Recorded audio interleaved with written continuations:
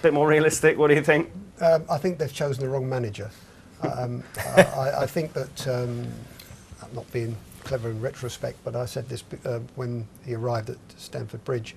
I thought that he was far too inexperienced to take over that kind of level of player and club where expectations are vastly higher than his experience before. He had one great season, obviously swept the board with everything, but managing Porto and managing here in England is vastly different. To have had such a major problem at Stamford Bridge where 2 or 3 of his defects were highlighted so splendidly in the media, then to turn up at Tottenham, I think really is the wrong choice for me.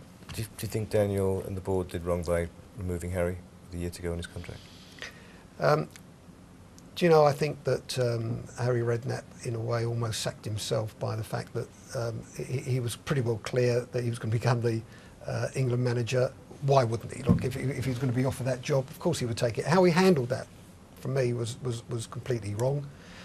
He never acknowledged it. He just said, I'm Tottenham manager and I'm Tottenham manager. He should have read my column on the ESPN, because Roy Hodgson was always my #1 choice and was always going to get the job. There was no question of the FA appointing Harry Redknapp. The rest of the media seduced him into thinking that he was going to get the job. And he acted as though he never was came out going and said that. He always said, I'm at Tottenham and I love Tottenham and they've helped me a lot over the last few weeks and da-da-da-da-da. So but we know behind the scenes, John, you should know well. as well as I do, behind the scenes, discussions began about a new contract. He didn't want to know. No, that's not true, Harry. You were involved, John, yeah, there were some discussions, and those discussions were very pleasant and very forthcoming, and then dwindled. And at that point, it wasn't Harry that dwindled, it was the Spurs' interest that dwindled. And it dwindled and it went off a cliff. Was he ever offered a new contract? There was discussions, but there was no offer, no. No. Would he have liked to have signed a contract at that time? Yes. Well, why didn't he? Because it wasn't offered. Well, do you really think he would have signed a contract that would prohibited him from becoming... Well, there was no approach from England.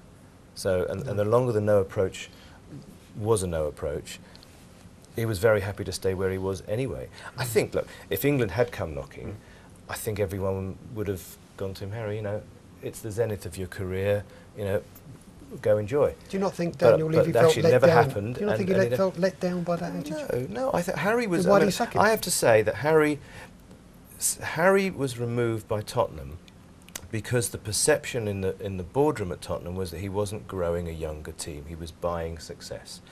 That's it, as I understand it. Now, the position with Harry, and we were involved with Harry, was that he never came out and said, I want the England job. He never intimated it. He never had any discussions about it. The FA never came to him, and there were conversations, conversely, with Tottenham, which were positive and then stopped. Harry Redknapp isn't in a job. There he is. He's up enjoying the golf on the Lancashire coast today. Yeah, we were saying that during the break when the senior chappie here, Martin, came in and said, look, he's on the 18th fairway, and I was tempted to say yes, he'd gone to Goodison, but I didn't. I thought I'd leave that one alone. Yeah, look, it's ridiculous. He's a resounding success. Tottenham decided that was that, and I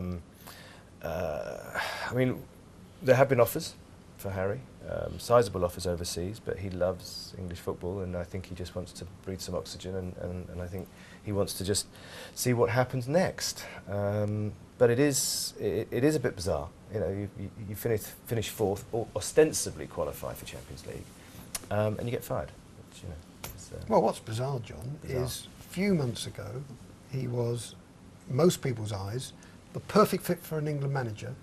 A few months later, out of work playing golf. I mean, that is a nonsense. I mean, this guy should be in football management. Now, should he be at Spurs? Do you think he should have been the England manager? That's a good question. No, I don't think he should have been, because I think and I've always said this, not just about Harry Redknapp. What is on his CV that qualifies him to be anything involved in international football? He didn't play international football, never managed an international team. You look at Roy Hodgson, look at his CV. He got Switzerland third into the world rankings. I mean, when was England last third in the world rankings? And that's some feat. He's had experience at World Cup. He's managed 3 World Cup teams.